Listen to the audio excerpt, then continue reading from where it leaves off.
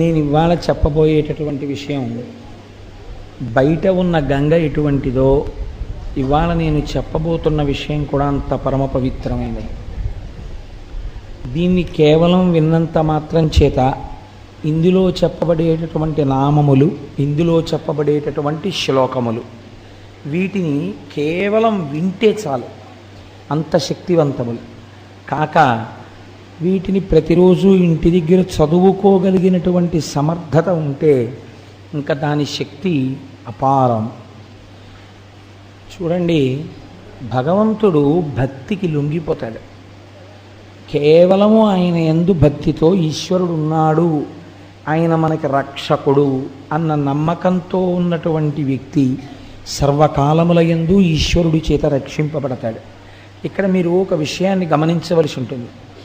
సాధారణంగా ఏం చెప్తామంటే భక్తి కలిగిన వాడు ఈశ్వరుడి చేత రక్షింపబడతాడు అంటే ఇప్పుడు ప్రయోజనం ఎవరిది? నేను భక్తిగా ఉన్నాను అనుకోండి, నా భక్తి వలన నేను ఈశ్వరుని చేత రక్షింపబడతాను. ఇప్పుడు ఎవరికి ప్రయోజనం కలుగుతోంది భక్తిగా ఉండడం వల్ల? అదేమిటంటే అంత ఆలోచన ఎందుకండి దానికి? ఎవరికి కలుగుతుంది? ఎవరు భక్తిగా ఉంటే తప్పు. అది ఎవరు భక్తిగా ఉంటే కలిగితే నేను ఈ ప్రశ్న మిమ్మల్ని నేను అంత తేలిక ప్రశ్న ఎందుకు వేస్తానండి? ఎవరు భక్తిగా ఉంటే వాళ్ళకి రక్షణ కలగడం కాదు, దాన్ని శాస్త్రం అంటుంది అనుషంగిక ప్రయోజనము అంటుంది. అంటే గొడుగు పట్టుకుని వెళ్తున్నవాడు ఎండగా ఉందని విడుతుండగా వాన కురిసినా రక్షింపబడినట్టు, ఆవు గుళ్ళోకి వెడితే ఆవుని పట్టుకుందామని వెళ్ళినవాడు ఆవు గుడి చుట్టూ పరిగెడితే ఆవు కోసమని గుడి చుట్టూ పరిగిన వాడికి ప్రదక్షిణ పుణ్యం పడ్డట్టు. అది అనుషంగిక ప్రయోజనం. ప్రధాన ప్రయోజనం ఏమిటి భక్తి వల్ల? ఈశ్వరుడు ఉన్నాడు అని నమ్మకం కలగడం కదండి. పరమభక్తులైనటువంటి వారు ఈశ్వరుడి వల్ల రక్షణ పొందుతారు. ఇప్పుడు మీకు ఎలా ఈశ్వరుడు ఉన్నాడన్న భక్తి కలుగుతుంది? ఈశ్వరుడు ఉన్నాడు అన్నటువంటి విషయం తేట తెల్లం కావాలంటే భక్తుల యొక్క భక్తియే సాధనము. అందుకే భగవంతుడు అన్నాడు, ఒక చిత్రమైన మాట అన్నాడు, నేను వాని కొరకు రక్షింపవలయవాడు అన్నాడు ఆయన. నేను ఉన్నానని గుర్తు ఏమిటో తెలుసా? ఎవరు భక్తిగా ఉన్నాడో వాడిని నేను రక్షించాలి. వాడే రక్షణ పొందకపోతే కొన్ని వేల మందిలో నమ్మకం పోతుంది. ఏమంటే ఆయనకే రక్షణ లేదు కదా, ఇంకా మనకేం రక్షణ అని. అయితే మీరు ఒక్క విషయం జాగ్రత్తగా తీసుకోవాలి. రక్షణ అంటే అది ఒక స్థాయికి వెళ్ళిన తర్వాత జ్ఞానం అయిపోతుంది. ఇప్పుడు ఈ జ్ఞానము స్థాయిలోకి భక్తుడు వెళ్ళిపోయిన తర్వాత మీకు ఆయన అందడిహ. ఇప్పుడు ఆయన ఎలాంటి స్థితిలో ఉంటాడంటే కష్టం వస్తుంది, చాలా కష్టం ఆయనకు వస్తే ఆయన కష్టానికి సాక్షి, సుఖానికి సాక్షి. ఇప్పుడు ఆయనకి కష్టమేం లేదు కాబట్టి ఇప్పుడు భగవంతుడు ఆ కష్టం తీయవలసిన అవసరం ఏం లేదు. ఇది కష్టం అని అనుకుంటున్న భక్తుడికి కష్టం తీస్తాడు. కష్టం ఎక్కడుంది, సుఖం ఎక్కడుంది? రెండూ లేవు, ఉన్నది ఈశ్వరుడు ఒక్కడే. లోపల ఉన్న ఆత్మకి కష్టము లేదు సుఖము లేదన్న స్థాయికి వెళ్ళిపోయిన వాడికి ఇంకా ఈశ్వరుడి రక్షణ కష్టం తీయడం సుఖం తీయడం అనేవి ఉండదు, తాను సాక్షిగా ఉంటాడు. ఇది చాలా గొప్ప స్థితి, ఇది చేరవలసిన స్థితి. ఈ స్థితిని చేరిన వాడిని జ్ఞాని అని పిలుస్తుంది. ఆప్తకాముడు అని ఒక మాట బాగా గుర్తుపెట్టుకోండి. సనాతన ధర్మమునందు ఆప్తకాముడు అని ఒక మాట మాట్లాడతారు. వారు ఆప్తకాములండి అంటారు. వారు ఆప్తకాములండి అంటే కోరిక తీరిన వారు అని అనకూడదు. ఆప్తకాముడు అంటే అందరిలా జీవితాన్ని మొదలుపెట్టి చిట్ట చివరికి వెళ్ళేసరికి సుఖదుఖముల రెండింటికి సాక్షిగా ఉంటూ దేని గురించి బెంగ లేకుండా తాను ఆత్మ వస్తువుగా నిలబడిపోయిన వాడెవరున్నాడో వాడు ఆప్తకాముడు, మహాజ్ఞాని. ఒక భగవాన్ రమణులు, ఒక రామకృష్ణ పరమహంస, అటువంటి వారు ఆ కోవలోకి వస్తారు. ఒక చంద్రశేఖర పరమాచార్య, అటువంటి మహాపురుషులు. ఇప్పుడు ఈ భక్తి చిత్ర విచిత్రమైన విషయాల్ని తీసుకొస్తుంది సృష్టిలో. మనం ఊహించడానికి కూడా అలవి ఉండదు. ఇలా ఉంటుందా అండి అని మనం ముక్కును వేలేసుకోవలసి ఉంటుంది. ఏదో ముక్కును వేలేసుకునేవన్నీ ఇలాంటి ఈ లోపల జరుగుతున్నాయో ఏమిటో అసలు ఆశ్చర్యం. గతసారోసారి ముక్కును వేలేసుకోవాలన్నాను, కిరాతార్జుని ఇందులోకి వచ్చింది. అందుకని మనం ఊహకు కూడా అందవు అనుకున్న విషయాలు భక్తి చేత సాధింపబడుతుంటాయి. దీని వలన మనకి పూనిక కలుగుతుంది ఈశ్వరుడి యందు. ఇది ప్రథమ ప్రయోజనం. ఈ పూనిక మెల్లమెల్లగా పైకి ఎక్కిస్తుంది. మీరు చూడండి, ఒక పాదు యొక్క జీవితం, అది పాదు బాగా ఫలవంతం అవడం అన్నది ఎక్కడ మొదలవుతుంది అంటే కేవలం పాదు పుట్టడంతో మొదలు కాదు. ఆ పాదు అల్లుకోవడానికి ఒక దృఢమైనటువంటి పందిరి కావాలి. ఒక పందిరి దొరికిందనుకోండి, అంతే, ఆ పాదు ఇంకా చూసుకోక్కర్లేదు. ఆ పందిరంతా అల్లుకోవడమే దాని ప్రయోజనం. ఆ అల్లేసుకున్నప్పుడు ఆ పాదుని ఇలా చిందరవందర చెయ్యక్కర్లేదు. గళ్ళుగళ్ళుగా ఆ పందిరి కట్టగలిగినటువంటి నేర్పరితనం యజమానికి ఉంటే, రైతుకు ఉంటే, పందిరి మీద ఆకుని మీరు ఇలా ముట్టుకోక్కర్లా. పందిరి పైన పాకుతుంది, కాయలు చక్క కిందకి వేలాడుతుంటాయి. అసలు చూడగానే పందిరి ఎంత అందంగా ఉంటుందో, కాయ కావలసిన వాడు కాయని తుంపుతాడు తప్ప పందిరిని ముట్టుకోడు. మీకేం కనపడుతుందో తెలుసా అండి? అటువంటి పందిరిలో 3 కనపడతాయి. ఒకటి, అలా పాకినటువంటి పాదు యొక్క మొదలు, అది గట్టి పడిపోయినటువంటి మొదలొక్కటే కనపడుతుంది. బాగా అల్లుకోవడం చేత మీరు ఆ పందిరి కిందకెళ్ళి నిలబడితే పైకి చూసినప్పుడు వెలుతురు కనపడకుండుట, అంత గట్టిగా అల్లుకుంటుంది. మూడవది, ఆ పందిరి కాయల మధ్యలో ఉన్న గళ్ళల్లోంచి కిందకి దిగుట. ఆ పందిరిలో ఎక్కడ ఉన్నాయనుకోండి, మళ్ళీ మీరు పీకియాలి పందిరిని. ఇప్పుడు ఈ పందిరి ఒక్కసారి అలా వెయ్యగలిగితే ఇంకా పాదు జీవితం అదృష్టమే కదండి. అలా గురువు లోకంలో చేసేటటువంటి చాలా గొప్ప విషయం ఏమి, సదాశివ సమారంభాం అని కదా అంటాం. శంకరుడు గురువుగా ఎక్కడైనా అంటే నా ఉద్దేశ్యం, శంకరుడు మీరు బాగా ఆలోచించవలసిన రీతిలో ఇలా జ్ఞానాన్ని అందించేటట్టుగా పరమ రాక్షసులైన వాళ్ళని చంపకుండా జ్ఞానులుగా మార్చాడా? అలా మారిస్తే అది చమత్కారం కదండి, అసలు చాలా ఆశ్చర్యం కదా. అప్పుడు వాడి జీవితం పందిరైంది. గురువు ఈ పందిరి వెయ్యాలి. గురువు యొక్క లక్షణం ఏంటంటే, పాదు రేపు బాగా కాయాలంటే పందిరి ఒక్కటి జాగ్రత్తగా వేసి తీగని పందిరి మీదకి పెట్టేస్తే, అందించేస్తే చాలు, ఇంకేం లేదు. ఏం చేయాలంటే రోజు మొదట్లో చెంబుడు నీళ్ళు వస్తుండాలి. అలా అవతల వారి మనస్సు ఈశ్వరుణ్ణి అల్లుకునేటందుకు వీలుగా అందమైనటువంటి పందిరిని నిర్మాణం చెయ్యాలి. ఈ పందిరి ఈశ్వరుడి పట్ల ఆభిముఖ్యము, ఇది సత్యమే, ఇది మనం వినాలి, ఇది తెలుసుకోవాలి, ఇది ఆచరించాలి అనేటటువంటి బుద్ధి భక్తుని యందు కలిగేటట్టుగా ముందు గురువు నడవాలి. గురువుకు ఆ నడువడి లేదనుకోండి, యజమానే పందిరే లేదనుకోండి, పాది ఏం చేస్తుంది? గురువుకే లేదనుకోండి అటువంటి నడువడి. కేవలం నోటి మాట చెప్తే దానివల్ల ఎవరిని అనుసరిస్తాడు శిష్యుడు? గురువును అనుసరించడానికి గురువు దగ్గర ఏది? త్యాగబుద్ధి.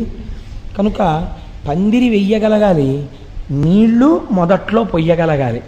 ఎప్పుడు నీళ్లు పోసినా ఆది వస్తువు ఏదో ఆ ఈశ్వరుడి గురించే మాట్లాడుతుండాలి. ఎటువైపుకి వెళ్ళిపోతుండండి, మళ్ళీ అక్కడికి వచ్చేయాలి. చూశారా ఈశ్వరుడు అంటుండాలి. అది బాగా బలం అవుతుంది పాదుకి.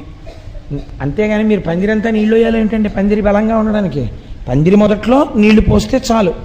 చక్కటి కుదురు కట్టి నీళ్ళు అటు ఇటు పోకుండా రోజు చెంబుడు నీళ్ళు. గురువుగారు తన దగ్గరకు వచ్చిన వాళ్ళతో రోజు ఈశ్వరుడు యందు పూనిక కలిగేటట్టుగా చక్కగా 4 మాటలు చాలు. ఆ పందిరి కావలసినన్ని ఫలాలను ఇచ్చేస్తుంది. ఈశ్వరుడు అంత గమ్మత్తుగా ప్రవర్తిస్తాడు. సదాశివ సమారంభాం అండంలో రహస్యం. మీరు ఇప్పుడు అవధరించండి. పూర్వకాలంలో భృగువు అనబడేటటువంటి మహర్షి, కవి అని నామాంతరం ఆయనకి. ఆ భృగువుకి ఒక కుమారుడు, ఆయనకి భార్గవుడు అని పేరు. ఇలా కూడా పూర్వకాలంలో ఉండేది, వాళ్ళందరూ భార్గవులే. ఇంకా ఆయన ఆ కుమారుడి పేరు భార్గవుడు. ఆయన తల్లి పేరు ఉషన. చాలా చిత్రంగా ఉంటాయండి. ఆవిడ పేరు ఉషన. భార్య పేరు ఊర్జస్వతి. పౌరాణికంగా ఉండేటటువంటి పేర్లని మీరు తీసుకుని వాటి వెనకాతల ఉండే రహస్యం ఏమిటో ఆ పేరు ఎందుకు పెట్టారో, ఆవిడ అలా ఎందుకు ప్రవర్తించిందో మీరు విచారణ చేస్తే అబ్బాయి ఎంత మంచి పేరులో అనిపిస్తుంది మీకు. ఈ ఊర్జస్వతి ప్రియవ్రతుని యొక్క కుమార్తె. ఈ ప్రియవ్రతుడెవరు? ఉత్తానపాదుని యొక్క సోదరుడు. మీకు ఇప్పుడు ఉత్తానపాదుడు అనేటప్పటికి ఎవరు గుర్తు రావాలి? ధ్రువుడు జ్ఞాపకం రావాలి. అంటే ఏదో జరగబోతోంది. అంటే వంశంలో ముందు ఎక్కడికి వెడుతోంది? ఇతపూర్వం ఆకాశంలో ఒక గ్రహాలన్నీ తిరగడానికి ఆలవాలమైనటువంటి స్తంభముగా ఎవరు నిలబడ్డారో అటువంటి వాడు పుట్టిన వంశంలోని పిల్ల ఇక్కడికి వచ్చింది. ఇప్పుడు ఆవిడ కడుపున పుట్టాడు. ఇది సంస్కార బలాలంటే. ఒక్కొక్క మహాపురుషుడి యొక్క కుమార్తె, ఒక్కొక్క వంశంలోంచి వచ్చిన పిల్ల సుక్షేత్రమవుతుంది. ఆమె ఒక మహాపురుషుడికి జననమివ్వడానికి కావలసినటువంటి తేజస్సుతో కూడిన క్షేత్రం అయి ఉంటుంది. కనుక కోడల్ని ఇంటికి తెచ్చుకోవడంలో మర్యాద ఎందుకు చూసుకోవాలి, జాగ్రత్త ఎక్కడ చూడాలంటే ఇక్కడే చూడవలసి ఉంటుంది. ఇన్ని ఆలోచిస్తే అలాంటి కోడల గురించి వెతుకుతూ కూర్చుంటే పిల్లాడికి వయసు అయిపోదు కదా అని కూడా అనుమానంగా ఉంటుంటుంది నాకు ఒక్కొక్కసారి. సరే, ఇప్పుడు నాకు అంత తొందరగా అవసరం ఏం లేదనుకోండి, కాబట్టి నేను నిదానంగా ఆలోచించుకోవచ్చు, హడావిడేం లేదు. కాబట్టి ఇప్పుడు ఆమె ఊర్జస్వతి. ఊర్జస్వతి భృగువు యొక్క భార్య. ఈ ఊర్జస్వతి భృగువుల యొక్క కుమారుడు భార్గవుడు. ఈయనకి మళ్ళీ 4 కుమారులు కలిగారు ఆ భార్గవునకు.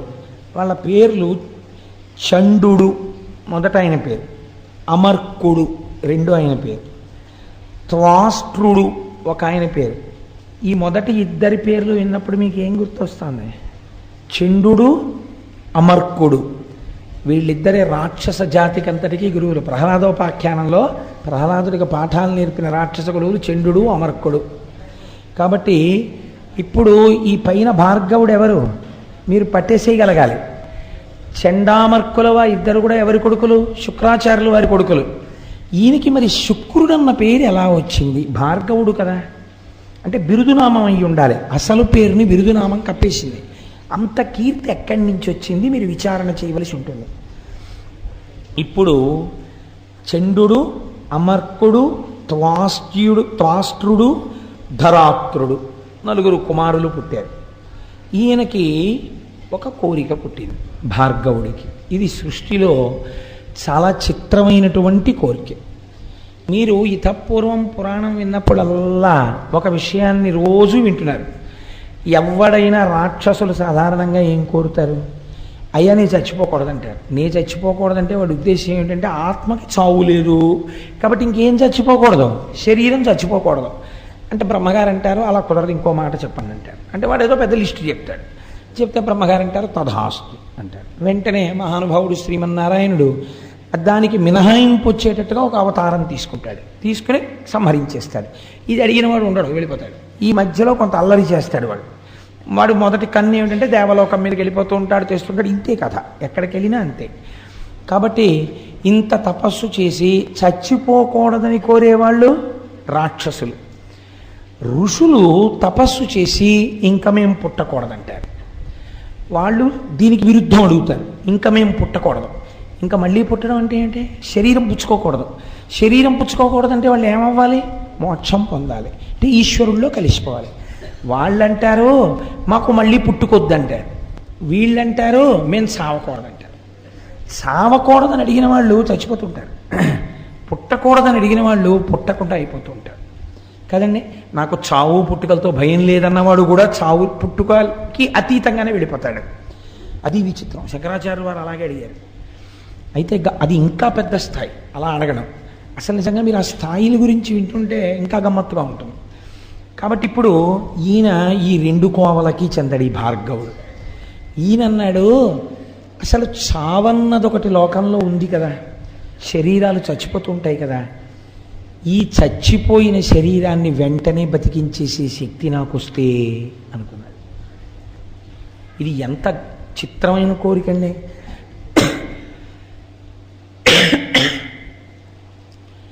డాక్టర్ చదివే వాళ్ళు కూడా చచ్చిపోకుండా ఉంచేయడం కోసం మేము చదువుతున్నామని చెప్పరు. దేనికి చదువుకుంటారు అంటే అలా ఉంచితే డాక్టర్లు చచ్చిపోతున్నారు కదండి, అది మరీ దారుణం కదా. అలా డాక్టర్లు మాత్రం చావకుండా ఉంచగలరు ఏమిటి? చావకుండా చావు వచ్చే లోపల వచ్చే బాధ పెట్టే రోగాల్ని ఈశ్వర స్వరూపంతో తగ్గించేసి బాధ తగ్గిస్తారు. బాధ తగ్గించగలిగిన వాడు ఈశ్వరుడైతే ఆ ఈశ్వర రూపంలో వైద్యుడున్నాడు కాబట్టి వైద్యో నారాయణో హరి ప్రథమో దైవ్యో భిషక్. ఈయన చిత్రమైన కోరికోటి వచ్చింది ఈయనకి. ఇలా చచ్చిపోయిన వాడిని నేను వెంటనే ఓ మంత్రం వేయగానే వాడు బతకాలి. ఇప్పుడు ఆయన ఏం కోరుకుంటున్నట్టు లోకంలో? ఆయన ప్రతి సృష్టి చేస్తూ ఉంటాడు. ఆయన సృష్టి క్రమంలో బ్రహ్మగారు ఇన్నేళ్ళు బతకాలి అంటే దాని ఉద్దేశం ఏంటి? ఆ తర్వాత చచ్చిపోవాలని. బ్రహ్మగారు రాసిన రాతని తిరగరాస్తాడనమాట ఈయన. ఇప్పుడు నేను ఆ స్థాయికి ఎదగాలి. నాకు మృత సంజీవని అంటే చచ్చిపోయిన శరీరాన్ని మళ్ళీ పుట్టించాలి నేను. ఎలా? మళ్ళీ ఇంకో శరీరంతో పుడితే బ్రహ్మగారి గొప్పతనం. అలా కాదు, ఏ శరీరంతో చచ్చిపోయాడో అక్కడ మళ్ళీ వాడు పుట్టియాలి. మళ్ళీ అదే శరీరంతో, అంతే వయస్సులో, అంతే ముడతలు పడిన శరీరంతో, అంత బలంతో వాడు చచ్చిపోతే మళ్ళీ అంత బలంతో వాడు పుట్టియాలి. అలా నేను చెయ్యగలనా? ఇప్పుడు ఈ కోరిక పుడితే ఆయన ఆలోచించాడు, నాకు ఈ కోరిక ఎవరు తీరుస్తారు? ఈ కోరిక తీర్చడానికి సృష్టికర్తగా ఉన్నవాడు, స్థితికర్తగా ఉన్నవాడు, ప్రళయకర్తగా ఉన్నవాడు వాడు బ్రహ్మము. వాడు కదా సృష్టి చేస్తున్నాడు, నిలబెడుతున్నాడు, లయం చేసేస్తున్నాడు, మళ్ళీ సృష్టి చేస్తున్నాడు. వాడు మళ్ళీ ఇంకో రూపంలో సృష్టిస్తున్నాడు ఇదే జీవుణ్ణి. కానీ ఇప్పుడు నేను ఆ బ్రహ్మము యొక్క అనుగ్రహంతో ఇంకొక మెట్టు ముందుకెళ్ళాలి. ఎలా పడిపోయిన వాడిని అలాగే మళ్ళీ పుట్టించగలగాలి, బతికించగలగాలి. ఆ శక్తి ఎక్కడి నుంచి వస్తుంది? ఇవి చేసేవాడెవడో వాడి దగ్గర నుంచే రావాలి. వాడు తొందరగా ఎక్కడ తపస్సు చేస్తే ప్రీతి పొందుతాడు? కాశీ పట్టణంలో తపస్సు చేస్తే ప్రీతి పొందుతాడు, అక్కడే ఉంటాడు కాబట్టి నేను అక్కడికి వెడతానన్నాడు. వెళ్ళి ఇప్పుడు ఈయన కాశీపట్టణం వెళ్ళి తపస్సు మొదలెట్టాడు. ఇప్పుడు ఈయన ఎందుకు తపస్సు మొదలుపెట్టాడో శంకరుడికి తెలుసా తెలియదా? తెలుసు ఖచ్చితంగా. ఎటువంటి తపస్సు చెయ్యడం మొదలుపెట్టాడు? రాక్షసపరమైనటువంటి తపస్సు ఆయన చేయలేదండి. కాశీలో ఒక శివలింగాన్ని ప్రతిష్ఠ చేశాడు ఆయన. ప్రతిష్ఠ చేసి దానికి ప్రతిరోజు 1000 మార్లు అభిషేకం చేసేవాడు. ఒకరోజు సూర్యాస్తమయం నుంచి మరునాడు సూర్యాస్తమయం వరకు, సూర్యోదయం వరకు, సూర్యోదయం నుంచి సూర్యోదయం వరకు. ఎందుకని? ఈశ్వరుడికి షట్కాల పూజ ఉంది శివార్చనలో. కాబట్టి ఆయన సూర్యోదయం నుంచి మళ్ళీ సూర్యోదయం లోపల ఒక 1000 మార్లు అభిషేకం చేసేవాడు. అందులో తప్పకుండా ఆయన 3 వాడేవాడు. ఇదే అభిషేకానికి ఉన్న గొప్పతనం. మొదటిది పంచామృతములను వాడాడు. ఆ పంచామృతముల యొక్క శక్తే వేరండి అసలు. ఎప్పుడైనా మీకు వీలైనప్పుడు పంచామృతములు అభిషేకము అని ఒక ఉపన్యాసం చెప్తాను. పంచామృతాలు వాడాడు. 2 శుద్ధ జలం వాడాడు. ఎందుకని? పంచామృతాలు వాడాడు అంటే శుద్ధ జలం వాడాడు అని అర్థం. అభిషేకం చేసేటప్పుడు ఒక పదార్థాన్ని వాడి రెండో పదార్థాన్ని శివలింగం మీద వెంటనే పోస్తే అది అపచారం. ఒక పదార్థాన్ని పోస్తే మళ్ళీ శుద్ధ జలం పోయాలి, పోసి రెండో పదార్థం పోయాలి. పాలు పోసేసి, పెరుగు పోసేసి, తేనె పోసేసి అలా అభిషేకం చేయకూడదు. పాలు పోస్తే నీళ్లు పోయాలి. అందుకే శుద్ధ జలంతో ఒక పాత్ర పక్కన పెట్టుకోవాలి, ఒక పెద్ద బిందె, దాని దగ్గర ఒక చెంబు పెట్టుకుని పాలు పోసి నీళ్లు పోయాలి. అందుకే కదా నిన్న పొద్దున్న అభిషేకం చేసేటప్పుడు ప్రతి పదార్థానికి మళ్ళీ శుద్ధ జలంతో చేశాను. కాబట్టి అలా మార్చి చేస్తారు. కాబట్టి ఇప్పుడు పంచామృతములతో అభిషేకం అంటే మధ్యలో తప్పకుండా ఏది వాడబడింది? శుద్ధ జలం వాడబడింది. దానితో పాటు ఈశ్వరుడు చాలా తొందరగా ప్రీతిపాత్రుడై 10 మందిని బతికించేటట్టుగా, అంటే కడుపున పుట్టినటువంటి వాళ్ళు ఇబ్బంది లేకుండా సంతోషంగా ఆయురారోగ్యాలతో ఉండాలంటే గంధోదకంతో అభిషేకం చేయాలి. అందుకని గంధోదకాన్ని వాడాడు. ఎందుకు వాడాలి? 10 మంది చచ్చిపోయిన వాళ్ళని మళ్ళీ బతికించాలనుకుంటున్నాడు.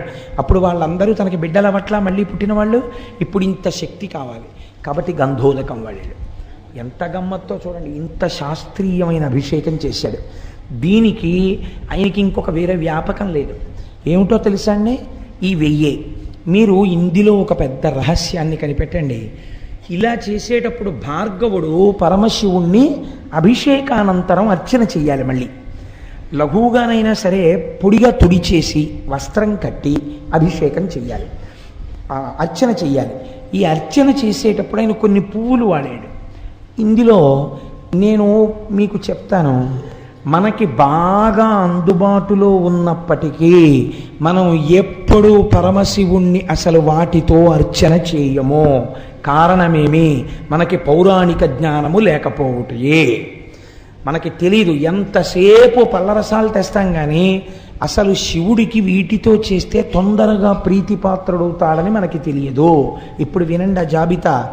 సంపంగి పూలు చేస్తామనుకోండి, పోని ఉమ్మెత్త పూలు తక్కువ, గన్నేరు పూలు వాడుతుంటారు, తామర వాడతాం, కొండగోగు తక్కువ, జాజి వాడతాం, కడిమి పువ్వు దొరకడం కూడా చాలా కష్టం. కడిమి పువ్వు సాధారణంగా వాడడం. అలాగే పొగడ పువ్వు వాడుతూ ఉంటారు, కలువ పువ్వు వాడుతూ ఉంటారు, మల్లె పువ్వు వాడతారు, కమలములు వాడతారు, సురపొన్న పూలు అక్కడక్కడ వాడతారు, దర్భాగ్రములు. ఇవాళ మేము అభిషేకం చేస్తున్నామండి. అభిషేకం తర్వాత అర్చన చేయడానికి దర్భాగ్రములు సిద్ధం చేసుకున్నాము అన్న వాళ్ళ ఎంతమంది ఉన్నారో నాకు చూపించండి. శివాభిషేకం చేసిన తరువాత కొత్త దర్భలు తీసుకొచ్చి వాటి తలుక చివుర్లు తుంపి ఒక ఆకులో వేసుకొని చక్కగా శివనామాలు చెప్తూ ఆ దర్భాగ్రములతో పూజ చేయాలి శంకరుడికి. ఎందుకు చెప్పండి అలా పూజ చేయడం? దాని వెనకాతల ఒక పెద్ద రహస్యం ఉంది. ఒక మంత్రం చెప్తుంటారు. ఆ మంత్రం చెప్పినప్పుడు గడ్డిపరకని అలా ముట్టుకుంటే, గడ్డిపరక అంటే దర్భ, ఆ దర్భని ఇలా ముట్టుకుంటే సర్వ పాపములు నశించిపోతాయి. అందుకే సీతమ్మ తల్లి రావణాసురుడితో మాట్లాడేటప్పుడు గడ్డిపరకని పెట్టడానికి కారణం అదే. పరపురుషుడు, కామంతో చూస్తున్నవాడు, రాక్షసుడు భర్త పక్కన లేనప్పుడు ఆయనతో మాట్లాడుతోంది కాబట్టి ఆ పాపం పోవడం కోసమని గడ్డిపరక పెట్టి మాట్లాడేది ఆవిడ. కాబట్టి దర్భాగ్రములు, మామిడి చిగుళ్ళు తీసుకొచ్చి శివలింగానికి పూజ చేయాలి. మామిడి చిగుళ్ళతో పూజ చేసామండి. నాకు తెలిసి సభలో నాకు తెలిసి ఉండొచ్చు మహాత్ములు, కానీ చాలా మార్లు దగ్గరగా ఇప్పటికే 100 మాటలో 200 మాటలో దాటిపోయిందేమో నాకు తెలిసి లక్షపత్రి పూజ చేస్తుంటారు. వెంకయ్యమ్మ గారి సభలో ఉన్నారా?